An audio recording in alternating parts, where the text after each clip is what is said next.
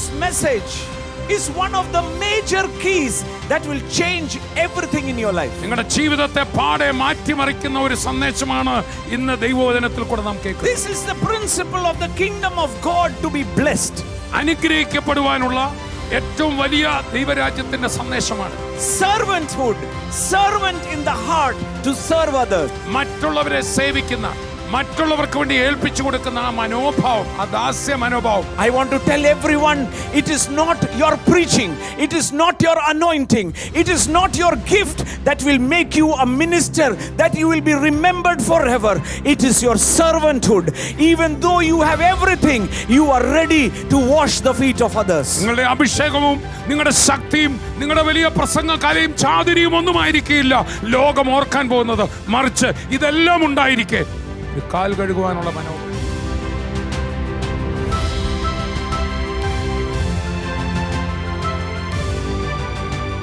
2 Corinthians chapter 1, the Bible says that the comfort we received when we were going through a challenge, now God uses that to comfort others. അതുകൊണ്ടാണ് 2 കൊരിന്ത്യർ 1-ാം അധ്യായത്തിൽ പൗലോസ് ശ്ലീഹായിലൂടെ പരിശുദ്ധാത്മാവ് പറയാണ്, ഞങ്ങളുടെ പ്രതിസന്ധികളിൽ ദൈവം ഞങ്ങളെ ആശ്വസിപ്പിച്ച ആശ്വാസം കൊണ്ട് ഞങ്ങൾ മറ്റുള്ളവരെ ആശ്വസിപ്പിക്കാൻ പ്രാപ്തരായിരിക്കും. You read about Moses. നിങ്ങൾ മോശയെക്കുറിച്ച് വായിക്കും. In the Old Testament and even today, he is remembered as a mighty person who led the people out of Egypt. ഇന്നും ലോകത്തിൽ ഏറ്റവും ആദരണീയനായ മോശ, അതെ, 20 ലക്ഷത്തിലധികം ജനങ്ങളെ അത്ഭുതകരമായി മരുഭൂമിയിലൂടെ നടത്തുവാൻ ദൈവം മുമ്പിൽ നിർത്തി ഉപയോഗിച്ചയാൾ. And he realized in his life that he was a nobody. തന്റെ ജീവിതത്തിൽ താൻ തിരിച്ചറിഞ്ഞ ഒരു കാര്യം, താൻ ഒന്നുമല്ല. He first thought he was somebody. ഞാൻ എന്തൊക്കെയാണെന്നായിരുന്നു ആദ്യം വിചാരിച്ചു. So he used his flesh, used his strength. തന്റെ കഴിവും തന്റെ സാമർത്ഥ്യമൊക്കെ താൻ ഉപയോഗിച്ചു. But at the age of 40, everything broke down. He had to flee. എന്നാൽ 40-ാം വർഷത്തിൽ തന്റെ സാമർത്ഥ്യം പരാജയപ്പെട്ടു. താൻ ദേശം വിട്ട് ഓടിപ്പോണ്ടി വന്നു. And at the age of 50, 80, he had an encounter with God. എന്നാൽ തന്റെ 80-ാമത്തെ വയസ്സിൽ വാർദ്ധക്യത്തിൽ ദൈവമായിട്ടൊരു ഇടപെടലിന്റെ അത്ഭുത അവസരം ഉണ്ടായി. And he said, and God said, go my people, go to my people and deliver them. തന്റെ ശക്തിയെല്ലാം ക്ഷയിച്ച് താൻ ഒന്നുമല്ലാത്ത വാർദ്ധക്യത്തിൽ ദൈവം പറയാണ്, എന്റെ ജനത്തെ, ആ ലക്ഷങ്ങളെ വിടുവിക്കാൻ നിന്നെ ഞാൻ അയക്കുകയാണ്. He said, no, I cannot. I am 80, I am weak, I am stammering. ആ സമയത്ത് പറഞ്ഞു, ഇല്ല, എന്നാൽ ആവില്ല, എനിക്ക് 80 വയസ്സായി, ഞാൻ എന്റെ ശരീരം ബലഹീനമായി, ഞാൻ വിക്കനുമായിരിക്കുന്നു. And that is what God needs, is our dependence on trust and dependence on him. വാസ്തവത്തിൽ അവിടെ ആ സ്ഥലത്ത് നമ്മൾ എത്തുമ്പോഴാണ് നമ്മൾ ദൈവത്തിന് ഉപയോഗിക്കാൻ പ്രാപ്തരാകുന്നത്. കാരണം നമ്മളിലുള്ള ആശ്രയം തീർന്നു, ദൈവത്തിന്റെ ശക്തി നമ്മളിലേക്ക് വരും. And so Moses went and said, thus says the Lord, let my people go free. He became powerful, saying he has told, let my people go free. അതുകൊണ്ടാണ് പിന്നീട് ഒരിക്കലും തന്റെ ബലം താൻ പറഞ്ഞിട്ടില്ല. ഫറവോന്റെ അടുക്കൽ പോയി ദൈവം ഇപ്രകാരം പറയുന്നു, എന്റെ ജനത്തെ വിടുവിക്കുക. താൻ വെറും ഇടയ്ക്ക് നിൽക്കുന്ന വ്യക്തിയായിട്ട് മാറി. And we find 10 signs and wonders happening. തുടർന്ന് നമുക്കറിയാം 10-ലധികം അത്ഭുതകരമായ പ്രവർത്തികൾ, ദൈവക്രിയകൾ നടന്നു. All those 10 incidents, Moses was proved to himself that yes, God has sent him. ഈ 10 അത്ഭുതങ്ങളിലൂടെ ജനത്തെ വിടുവിക്കുക മാത്രമല്ല, മോശയ്ക്ക് പിടികിട്ടി, ദൈവം എന്നെ ബലഹീനതയിലും അയച്ചിരിക്കുകയാണ്, ദൈവം എൻ്റെ കൂടെ ഉണ്ടെന്ന് പിടികിട്ടി. It did not change Pharaoh, but it changed Moses. വാസ്തവത്തിൽ ആ പ്രതിസന്ധികളിൽ ഒന്നും ഫറവോയ്ക്ക് ഒരു കുലുക്കവും വന്നില്ല, ഹൃദയം കഠിനപ്പെട്ടേ ഉള്ളൂ. പക്ഷെ ഒന്നുകൂടെ മോശയ്ക്ക് തന്നെ തെളിയിക്കപ്പെട്ടു, എന്റെ ദൈവം വാക്ക് പറഞ്ഞാൽ. He was convinced that it is God who is speaking to him. എന്നിലൂടെ ദൈവം ഇടപെട്ടുകൊണ്ടിരിക്കുന്നതും സംസാരിക്കുന്നതും ദൈവം തന്നെയാണെന്ന് മോശയ്ക്ക് ഉറപ്പായി. And thus he was ready to lead, to be a champion who is even remembered even today as a champion who led the millions into salvation. ഈ 10 അത്ഭുതങ്ങൾ ഫറവോനൊരു മാറ്റവും വരുത്തിയില്ലെങ്കിലും മോശയെ 20 ലക്ഷത്തിലധികം ജനങ്ങളെ വിടുവിക്കാൻ പ്രാപ്തനാക്കുന്ന ഒരു ലീഡറാക്കി മാറ്റാൻ ഈ 10 അനുഭവങ്ങൾ തന്നെ ഉപയോഗിച്ചു. I want to tell you, might be you are going through similar challenges. You might be going through situation where you say, why is not things changing? But but something is happening inside of you. If you are patient, you will become a champion, a leader to the nations, a preacher to the nation who will be number one. God never has a second plan. The best plan is upon you. ഒരുപക്ഷെ നിങ്ങളും ചിന്തിക്കുകയായിരിക്കും, എൻ്റെ ജീവിതത്തിൽ എന്തുകൊണ്ടാണ് ഈ ഒന്നിന് പിറകെ ഒന്നായി ഈ പ്രതിസന്ധികളോടെ ഞാൻ കടന്നു പോകുന്നത്. ഒന്നോർത്തുകൊള്ളുക, ഈ അനുഭവങ്ങളിൽ കൂടെ തന്നെ പുറത്ത് കടന്നു വന്ന് ലോകത്തിലൊരു ചാമ്പ്യനായി ദൈവത്തിന്റെ പദ്ധതി, രണ്ടാമതൊരു പദ്ധതിയില്ല. നിന്നെ കുറിച്ചുള്ള പദ്ധതി ഉദാത്തവും ഉന്നതവുമാണ്. അതിൽ തന്നെ എത്തുവാൻ ഈ പ്രതിസന്ധികളെ ദൈവം ഉപയോഗിക്കും. You have been called to be blessed. You have been called to become a champion. You have been called to multiply everything. You are in God's perfect plan. Do not worry. Just be patient. ഒരു ചാമ്പ്യനാകുവാൻ, അനുഗ്രഹിക്കപ്പെടുവാൻ, വർധനവിലാകുവാൻ, നന്മയിലാകുവാൻ തന്നെയാണ് നിന്നെ കുറിച്ചുള്ള ദൈവത്തിന്റെ പദ്ധതി. ആകയാൽ ഇടയ്ക്കുള്ള പ്രതിസന്ധികൾ കണ്ട് തളരരുത്. ആത്യന്തിക പദ്ധതി നടക്കുക തന്നെ ചെയ്യും. Many times might be similarly, you and someone else came to faith together. They are increasing. They are becoming rich. And you are wondering, why is not things happening with me? Wait a minute. The Bible says, the first shall be the last and the last will become the first. The principle of the kingdom is, when you submit and become lowly, God will increase you. ഒരുപക്ഷെ നിങ്ങളോടൊപ്പം വിശ്വാസത്തിൽ രണ്ടുപേരും ഒന്നിച്ചു വന്നു കാണും. മറ്റേയാൾ ഇതാ വർദ്ധിച്ചു, വിഷയങ്ങൾക്ക് വിടുതലായി, ഇന്ന് വിശാലനായി, ഔന്നത്യത്തിലായി. എന്നാൽ നിങ്ങൾ പഴയ അവസ്ഥയിൽ കിടക്കുകയാണ്. അത് നിങ്ങളുടെ പ്രശ്നമായിട്ട് കാണരുത്. അതേ പ്രതിസന്ധികളിലൂടെ കടന്നുപോയി. അതെ, ദൈവരാജ്യത്തിന്റെ ഒരു പ്രിൻസിപ്പിൾ ഉണ്ട്, പിമ്പന്മാർ മുമ്പന്മാരാവുന്ന. നിങ്ങളെക്കാൾ മുമ്പേ വിടുതലായ വ്യക്തിയേക്കാൾ അത്ഭുതകരമായി നോയിക്കൊള്ളണം. നിങ്ങൾ അതിലും മുകളിൽ ഒരു ചാമ്പ്യനായി കർത്താവ് ഉയർത്തും. That is where the transformation of mind should come. I will not be patient with my challenges. I will not be patient with my sickness, but I will be patient with God. അവിടെയാണ് ദൈവരാജ്യത്തിൻ്റെ തത്വങ്ങളിലേക്ക് നമ്മുടെ മനസ്സ് പുതുക്കപ്പെടേണ്ടത്. ഞാൻ എൻ്റെ ഈ പ്രതിസന്ധികളുമായി ഞാൻ അതിലായിരിക്കത്തില്ല ക്ഷമയോടിരിക്കുന്നത്, മറ്റൊരു വിഷയത്തെക്കുറിച്ചുമല്ല, പക്ഷേ എൻ്റെ ദൈവത്തിൻ്റെ പദ്ധതികൾക്കായി ഞാൻ ക്ഷമയോടിരിക്കും. And that is why the Bible says that you are a proof. അതുകൊണ്ടാണ് വചനത്തിൽ നമ്മൾ റോമർ 12 വായിച്ചത്, നിങ്ങളൊരു പ്രൂഫായിരിക്കും, തെളിവായിരിക്കും. When people react, you won't react.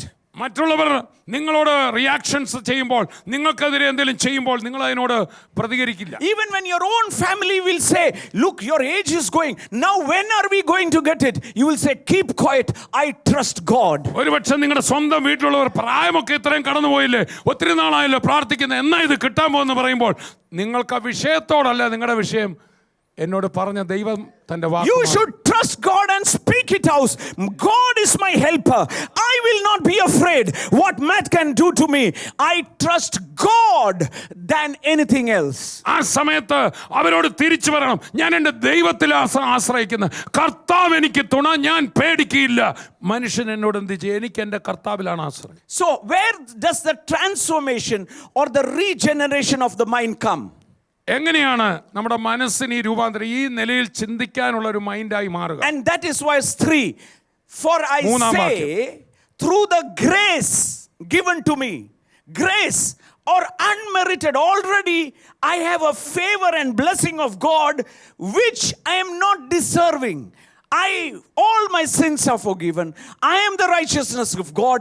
Eternity has come inside of me. Already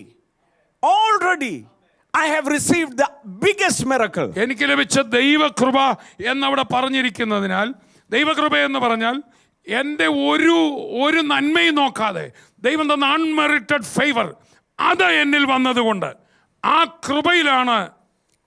And that is the grace that has changed me. Now situations has to change. Christ came in me, and Christ in me is the hope, is the truth. It will strengthen me to do the impossible. ആ കൃപ എന്നിൽ വന്നുകൊണ്ട്, എന്നിൽ കൃപയാൽ, എൻ്റെ ഒരു നന്മ കൊണ്ടുമല്ല, വന്ന ക്രിസ്തു എന്നിലുള്ളതുകൊണ്ട് ഏത് അസാധ്യവും എന്നിലൂടെ സാധ്യമാകും. And that is why it says, through the grace given to me, let everyone who is among you not to think himself highly than he ought to think, but to think soberly as God has dealt to each one a measure of faith. ഭാവിക്കേണ്ടതിന് മീതെ, three times is telling about your thought. ഭാവിക്കേണ്ടതിന് മീതെ ഭാവിച്ചുയരാതെ ദൈവം അവനവന് വിശ്വാസത്തിൻ്റെ അളവ് പങ്കിട്ടതുപോലെ സുബോധമാകണം ഭാവിക്കണമെന്ന് ഞാൻ എനിക്ക് ലഭിച്ച കൃപയാൽ നിങ്ങളിൽ ഓരോരുത്തരോട് പറഞ്ഞു. ഇവിടെ ഭാവിക്കുക, ചിന്തിക്കുക എന്ന് 3 തവണ പറയുകയാണ്. Meaning to say, അർത്ഥം, whatever is happening in your life, put grace or what you received is unmerited. Don't let pride or I am better that thought come into you. എനിക്ക് ലഭിച്ച ദൈവകൃപ എന്ന് പറയുമ്പോൾ എനിക്ക് അർഹിക്കാതെ കിട്ടിയതാണ്. അതുകൊണ്ട് ഒരിക്കലും ഞാൻ മറ്റാരേക്കാളും വലിയവനാണെന്നുള്ളൊരു ഭാവം ഭാവിക്കേണ്ടതിന് മീതെ ഞാൻ ഭാവിക്കരുത്. The Bible says about certain incidents, listen to me very carefully, this will transform your life. തിരുവചനം ചില പ്രത്യേക സംഭവങ്ങൾ പറയുന്നു, ഇത് വളരെ ശ്രദ്ധയോടെ കേൾക്കുക. The Bible says in Mark chapter 10, മർക്കോസിന്റെ സുവിശേഷം 10-ാം അധ്യായത്തിലേക്ക് നമുക്ക് വരാം. this is the Zebedee twins coming to Jesus in verse 35. 35-ാം വാക്യത്തിൽ സബദി മക്കൾ യേശുവിന്റെ അടുക്കൽ വരുന്ന ഭാഗം നമ്മൾ വായിക്കുന്നു. We want to do, they come to Jesus and said, Jesus, we want you to do for us whatever we ask. ഞങ്ങൾ എന്ത് ചോദിച്ചാലും അത് ഞങ്ങൾക്ക് തരണമെന്നാണ് ഇവർ പറയുന്നത്. 35 മുതൽ വായിക്കപ്പെടും. And then verse 36, the Bible says, Jesus answered, what do you want me to do? സബദിയുടെ മക്കളായ യാക്കോബും യോഹനാനും അവൻ്റെ അടുക്കൽ വന്ന് അവനോട്, ഗുരു, ഞങ്ങൾ നിന്നോട് ചോദിപ്പാൻ പോകുന്നത് ഞങ്ങൾക്ക് ചെയ്തു തരുവാൻ അപേക്ഷിക്കുന്നു എന്ന് പറഞ്ഞു. അവൻ അവരോട്, ഞാൻ നിങ്ങൾക്ക് എന്ത് ചെയ്തു തരുവാൻ നിങ്ങൾ ആഗ്രഹിക്കുന്നു എന്ന് ചോദിച്ചു. And Mark 10:37, they said, we want to sit to the right and the left side of yours. അതിന്റെ അടുത്ത വാക്യം പറയാണ്, നിന്റെ മഹത്വത്തിൽ ഞങ്ങളിൽ ഒരുത്തനെ നിന്റെ വലതും ഒരുത്തൻ ഇടത്തും ഇരിപ്പാൻ വരം നൽകണം എന്ന് അവർ പറഞ്ഞു. Then Jesus says like this, തുടർന്ന് യേശു ഇങ്ങനെ പറയുക, verse 40, 40-ാം but to sit in my right hand and my left is not mine to give, but it is for those for whom it is prepared. I am not the decision maker, it is already prepared. എൻ്റെ വലത്തും ഇടത്തും ഇരിപ്പാൻ വരം നൽകുന്നതോ എൻ്റേതല്ല, ആർക്ക് ഒരുക്കിയിരിക്കുന്നുവോ അവർക്ക് കിട്ടും എന്ന് ഉത്തരം പറഞ്ഞു. എൻ്റെ ഇടത്തും വലത്തും ഇരിക്കുന്നതിന്റെ തീരുമാനം എടുക്കുന്നയാൾ ഞാനല്ല, അത് ആർക്കായിട്ട് ഒരുക്കിയിരിക്കുന്നു അവർക്ക് കിട്ടും. Meaning to say, there is an attitude which will dispense your sitting on the throne. അവിടെ ആ ഇടത്തും വലത്തും ഇരിക്കുന്ന തീരുമാനിക്കുന്ന ഒരു ചിന്താഗതി അവിടെ പ്രധാനമാണ്. And then all the others, naturally all the disciples were angry. ബാക്കി ശിഷ്യന്മാർക്ക് അത് അത്ര പിടിച്ചില്ല. Why did they go to Jesus? ഇവരെങ്ങനെ യേശുവിനോട് ഇത്ര ചോദ്യം ചോദിക്കുന്നു? Now Jesus' answer is very relevant. യേശുവിന്റെ ഇവിടുത്തെ മറുപടി വളരെ ശ്രദ്ധിക്കേണ്ടതാണ്. The Bible says the two attributes, the worldly attitude and the kingdom attitude, which will make you to become a leader. ഒരു നല്ല ലീഡർ ആകുവാനുള്ള ലോകത്തിന്റെ രീതിയും ദൈവരാജ്യത്തിന്റെ രീതിയും തുടർന്ന് നമുക്ക് കാണാം. Verse 42 and 43 and 44, 43, 44 വാക്യങ്ങൾ വായിക്കപ്പെടുന്നു. യേശു അവരെ അടുക്കൽ വിളിച്ച് അവരോട്, ജാതികളിൽ അധിപതികളായവർ അവരിൽ കർത്തൃത്വം ചെയ്യുന്നു. They are lords, they rule. That is the worldly principle. ലോകത്തിന്റെ തത്വം ഇതാണ്. ലോകത്തിലെ ആൾക്കാര് നേതാക്കന്മാർ കർത്തൃത്വം നടത്തുകയാണ് അവരുടെ താഴെയുള്ളവരുടെ മേൽ. Okay. അവരിൽ മഹത്തുക്കളായവർ അവരുടെ മേൽ അധികാരം നടത്തുന്നു എന്ന് നിങ്ങൾ അറിയുന്നു. നിങ്ങളുടെ ഇടയിൽ അങ്ങനെ ആകരുത്. But in your case or those who are in the kingdom, it should not be so. എന്നാൽ എൻ്റെ രാജ്യത്തിൽ അഥവാ ദൈവരാജ്യത്തിൽ ഇതല്ല തത്വം. വായിച്ചു. നിങ്ങളിൽ മഹാനാകുവാൻ ഇച്ഛിക്കുന്നവനെല്ലാം നിങ്ങളുടെ ശുശ്രൂഷക്കാരനാകണം. The one who wants to be the greatest among you shall become the servant. നിങ്ങളിൽ മഹാനാകുവാൻ ഇച്ഛിക്കുന്നവൻ നിങ്ങളുടെ ശുശ്രൂഷക്കാരൻ, വേലക്കാരനാകണം. Many times we miss that word servant or humility, but we want to become that glamorous celebrity. നമ്മൾ പലപ്പോഴും ആ servant, ആ വേലക്കാരനാകാന്നുള്ള അവിടുത്തെ താഴ്മ, അവിടുത്തെ മനസ്സങ്ങ് വിട്ടിട്ട് ഒരു വലിയ സെലിബ്രിറ്റി ആകുന്ന അതായിട്ടാണ് മനസ്സ്. And then the Bible says, whosoever desires to be the first or the champion should become the slave, or lower than the servant, he will humble himself. ഇവിടെ ഒരു ചാമ്പ്യൻ ആകാനാകുന്ന ആളുടെ മനോഭാവം അയാൾ ഒരു ദാസനായി, ഒരു അടിമയുടെ മനോഭാവത്തോടെ കീഴ്പ്പെട്ട് കൊടുക്കുക. Verse 44 and 45. 44-45 വാക്യം. നിങ്ങളിൽ ഒന്നാമനാകുവാൻ ഇച്ഛിക്കുന്നവൻ നിങ്ങളിൽ ഒന്നാമനാകാൻ. Those who are really desiring to be number ones in every area of your life. നിങ്ങളിൽ ഒന്നാമനാകാൻ ഇച്ഛിക്കുന്നവൻ നിങ്ങളിൽ ഒന്നാമനാകുവാൻ ഇച്ഛിക്കുന്നവൻ എല്ലാവർക്കും ദാസനാകണം. മനുഷ്യപുത്രൻ ശുശ്രൂഷ ചെയ്യിപ്പാനല്ല. Even God himself, Jesus, who is God himself, he says, I came here not to be served but to serve. ഇവിടെ പറയണ മനുഷ്യപുത്രൻ, ദൈവം മനുഷ്യനായിട്ട് വന്ന ആള് പറയാണ്, മറ്റുള്ളവരെ കൊണ്ട് എനിക്ക് ശുശ്രൂഷ എടുക്കാനല്ല ഞാൻ വന്നത്, അവർക്ക് ശുശ്രൂഷകനാകുവാനാണ്. Many times when we see people, we think, my God, I should become them. But there is an attitude which made them who they are. പലപ്പോഴും ചാമ്പ്യന്മാരായവരെ, ദൈവത്തിന് വേണ്ടി മുമ്പിൽ നിന്നവരെയൊക്കെ കാണുമ്പോൾ എനിക്കും അങ്ങനെ ആകണം. പലപ്പോഴും എൻ്റെ ഗ്ലാമറാണ് അവരുടെ മനസ്സിലേക്ക് വരുന്നത്. അല്ല, അവർക്കൊരു മനോഭാവം ഉണ്ടായിരുന്നു ശുശ്രൂഷ ചെയ്യുവാൻ. That is why the Bible says, transform your mind. Don't think highly about yourself, but depend on the grace of God. Have that servant attitude to serve others.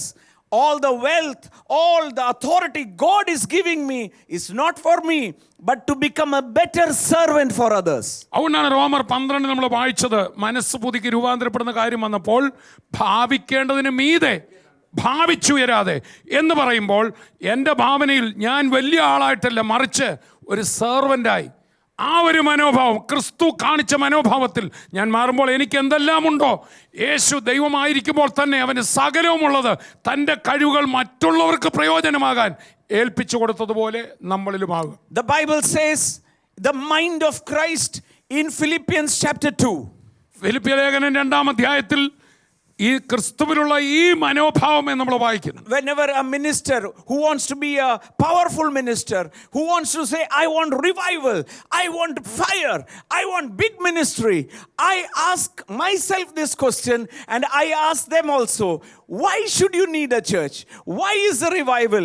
Is it for your name, or using this for the glory of God and to serve others? അതുകൊണ്ട് ഞാൻ എന്നോടും ഉണർവിനായിട്ട് ആഗ്രഹിക്കുകയും പ്രാർത്ഥിക്കുകയും ചെയ്യുന്ന ആൾക്കാരോടും, വലിയ ഉണർവുണ്ടാകണമെന്നൊക്കെ പറയുന്നവരോടും എന്നോട് തന്നെ ഞാൻ ചോദിക്കും, എന്തിന് ഉണർവുണ്ടാകണം, എന്തിന് ജനങ്ങൾ വരണം? അത് നിന്റെ മഹത്വത്തിനാണോ, ആ ജനങ്ങളുടെ വിടുതലിനും കർത്താവിൻ്റെ മഹത്വത്തിനോ?